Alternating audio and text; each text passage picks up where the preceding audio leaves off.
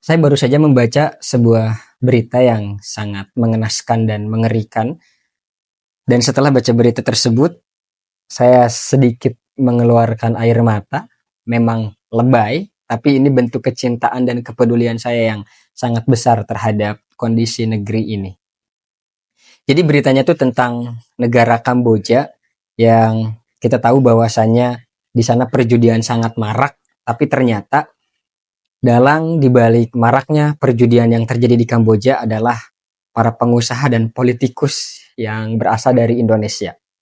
Menariknya, ini ternyata dimanfaatkan oleh pemerintah Kamboja untuk memperbaiki ekonomi mereka.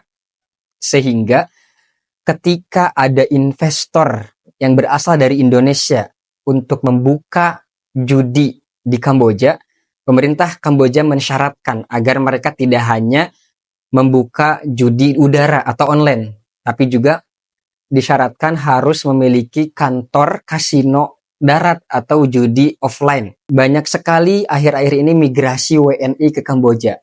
Dan ternyata, itu mereka lakukan untuk bekerja di perusahaan-perusahaan judi yang sudah dibuat di sana. Dan ada yang lebih ironi, ketika pemerintah Kamboja sendiri sangat melarang keras untuk warganya bermain judi. Jadi sangat-sangat dilarang.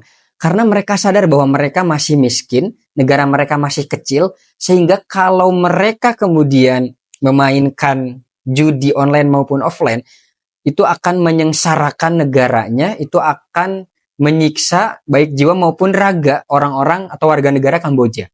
Nah, maka dengan senang hati ketika ada investor yang datang dari Indonesia, pemerintah Kamboja sangat-sangat terbuka. Dan mereka melarang para investor ini untuk menargetkan pasar warga Kamboja. Tapi yang mereka targetkan adalah warga Indonesia itu sendiri. Nah, yang menjadi poinnya adalah oleh negara seperti Kamboja saja, kita masih dijadikan objek, kita masih dijadikan bahan, kita masih dijadikan sebagai korban.